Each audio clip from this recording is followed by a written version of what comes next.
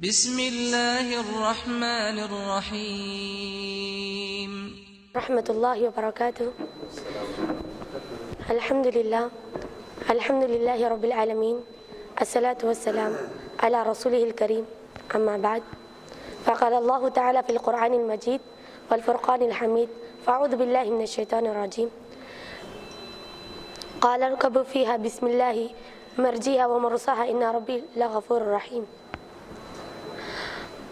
آج اس انتخاب اسلامی ایگزیبیشن میں ہمارا موضوع ہے سفینۃ النوح۔ اس موضوع کو تیار کرنے کا مقصد یہ تھا کہ آج جو معاشرے میں جو لوگ اللہ کی نافرمانی کرتے ہیں ان کو بھی اس طرح کا عذاب آ سکتا ہے۔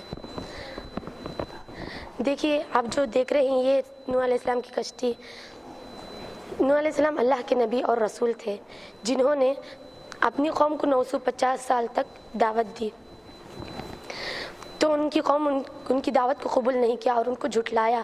تو جب نوح علیہ السلام مایوس ہو گئے تو اللہ تعالیٰ نے ان کی قوم پر عذاب نازل کرنے کا ارادہ کیا۔ تو نوح علیہ السلام کو اللہ نے وحی کی کہ تم ایک کشتی بناؤ، جو کہ آپ کے سامنے ایک کشتی ہے، نوح علیہ السلام نے بنائی تھی۔ نوح علیہ السلام نے ایک کشتی بنائی جس میں تمام جانور اور ایمان لائے ہوئے انسان اور پرندے کے 3 درجات تھے۔ تو نوح علیہ السلام نے فرمایا قال اركبوا فيها بسم الله مرجيها ومرساها ان ربی لغفور رحیم، ومجریها ومرساها، تم اس کشتی پر سوار ہو جو بے شک اس کا رکنا اور ٹھہرنا اللہ کے نام سے ہے، اور بے شک تمہارا رب معاف کرنے والا اور بڑا رحم کرنے والا ہے۔ جب ان کی قوم اس طرح ان کی نافرمانی کرتی رہی تو ان کو اس طرح کا عذاب آیا، تو اللہ نے اس طرح کا عذاب دیا، اور اس وقت تو پانی بلند ہونے لگا، اللہ کا عذاب شدید ہونے لگا، تو یہاں تک کہ پانی پہاڑ کی چوٹی تک پہنچ گیا۔ اس وقت نوح علیہ السلام نے اپنے بیٹے سے کہا، اے میرے بیٹے، تو توبہ کر لے اللہ سے اور اس کشتی میں داخل ہو جا۔ تو نوح علیہ السلام کے بیٹے نے انکار کر دیا اور کہا، میں ایک پہاڑ کی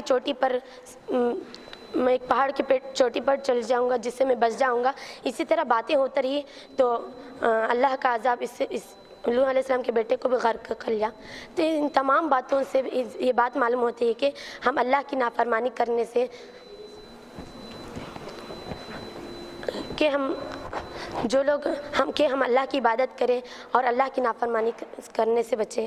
آخر میں اللہ رب العالمین سے دعا کرتی ہوں کہ اللہ رب العالمین ہم تمام کو اللہ کی نافرمانی کرنے سے بچائے، آمین ثم آمین۔ السلام علیکم ورحمۃ اللہ۔